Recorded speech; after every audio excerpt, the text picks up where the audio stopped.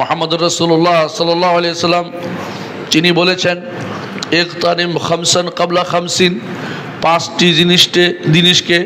পাঁচটি জিনিসের উপরে গনিমত মনে করবে।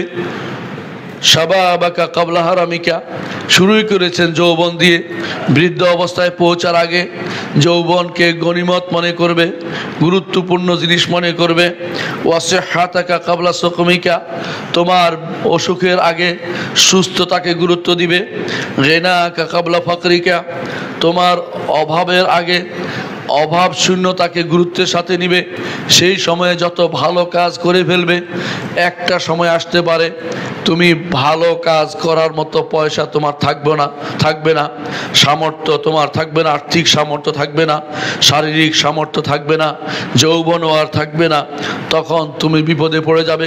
ওয়া ফারাগিকা ক্বাবলা শুগলিকা, ব্যস্ততার আগে যে খালি সময় পার করেছ, এই সময়টাতে তুমি কাজে লাগাও, এই সময়টাকে অনাহুত নষ্ট করতে যেও না।